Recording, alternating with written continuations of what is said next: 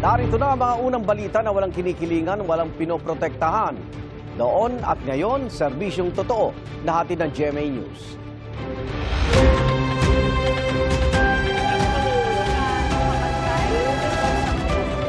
Wala na naman ho dito. Unang balita.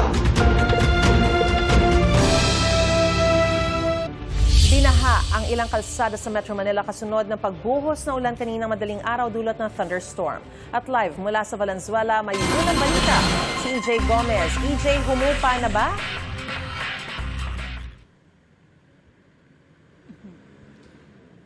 Mariz, yes, bumahanga sa iba't ibang lugar sa Metro Manila. Kaya naman isa pong maulan, mahangin at makulimlim na umaga mga kapuso. At ilang lugar din po ang binaha.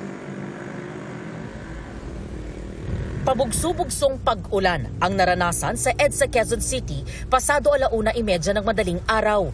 Ganito rin ang sitwasyon mula sa EDSA Quezon Avenue hanggang sa EDSA Balintawak, dahilan para bumagal ang takbo ng mga motorista. May bahagi ng EDSA Balintawak ang nagkaroon ng tubig sa kalsada na umabot sa gutter deep. Iniiwasan ito ng mga sasakyang dumaraan. Gutter deep din ang baha sa bahagi ng Port Area, Gate 15 sa Maynila, kaninang 3:00 ng madaling araw. Bahagya rin bumaha sa Barangay Maysilo sa Malabon. Dahan-dahan sa pagtakbo ang mga rider, kotse at e-bike. Bumaha rin sa bahagi ng Dalandanan sa MacArthur Highway sa Valenzuela City. Pero nang tumigil ang ulan, humupa ang baha 5:00 ng madaling araw. Ayon sa Pag-asa, thunderstorm ang dahilan ng pag-ulan sa ilang bahagi ng Metro Manila kanina.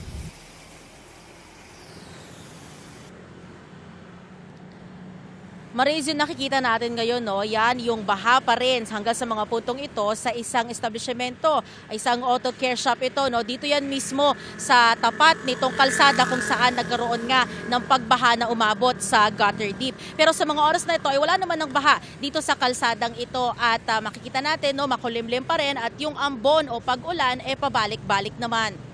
Yan ang unang balita mula po rito sa Valenzuela City. EJ Gomez, GMA News.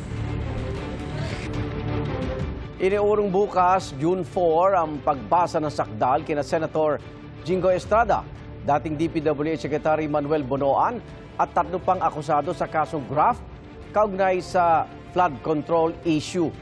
Kahapon dapat ang arraignment para sa 213 million peso graft case pero ipinagpaliban ito ng Sandigan Bayan 2nd Division dahil may mga nakabinbin pang mga motion sina Estrada at Bonoan. Ditong Lunes, naghain ng omnibus motion ang kampo ni Estrada para ipabasura ang lahat ng kasong may kinalaman sa flood control projects. Nakiusap din si Estrada sa anti-graft court na huwag na siyang pusasan at pagsuotin ng damit pang preso.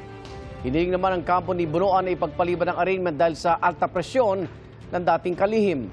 Ibinalik si Bonoan sa PNP General Hospital sa Camp Crame kung saan siya naka-hospital arrest. Balik naman si Estrada sa New Quezon City Jail. Bukas na umaga ang arraignment ni Estrada at Bonoan para sa kasong plunder. Sa hapon naman ang graft case. Hiling daw ang senador kung maaari siyang dumalo sa arraignment sa pamagitan ng video conferencing. Nagpadala na ng imbitasyon ng Senate Blue Ribbon Committee sa mga pinadadalo sa pagdinig bukas para sa pagpatuloy ng investigasyon sa flood control projects. Kabilang sa 34 na inimbita ng komite si dating House Speaker at late 1st District Representative Martin Romualdez.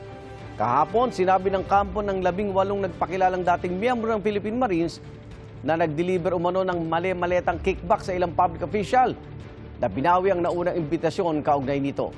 Ibinalik din kahapon ng komite ang nasabing imbitasyon. Inimbitahan din ang kanilang abogado na si Attorney Levi Baligot. Pinadadalo rin sa pagdinig si Ombudsman Jesus Crispin Remulla o kanyang kinatawan, pati na rin ang mga kalihim o kinatawan ng Public Works, Justice at Budget Departments. Pinadalhan din ang imbitasyon si dating Bulacan 1st District Engineer Bryce Hernandez. Wala pang kumpirmasyon kung dadalo ang mga naturang personalidad sa pagdinig bukas ng Senate Blue Ribbon Committee.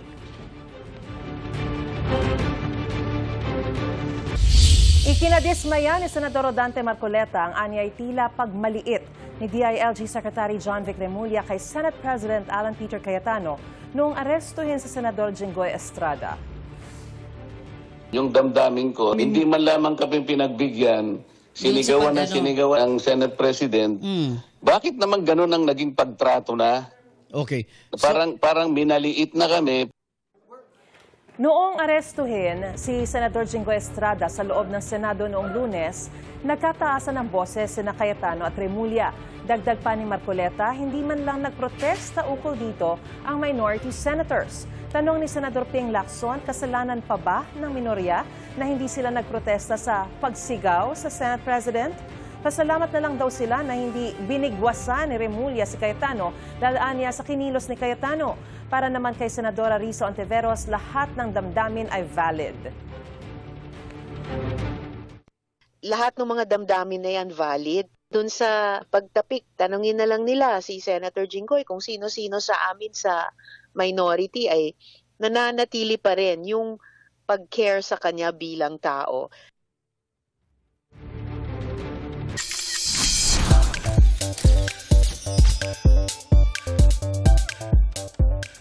Showbiz Chika, mga bulilit na may pangmalakasang tinig. Chance nyo nang marinig, may upcoming audition ang reality singing show na The Voice Kids. This coming Friday at Saturday na yan, June 5 at 6, 9 a.m. hanggang 4 p.m. sa GMA Network Studio 6. Open ang audition para sa kids ages 7 hanggang 13 years old.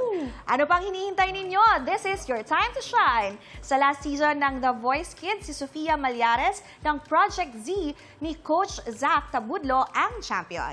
Go na! Audition na, guys! Good luck, kids! Bye!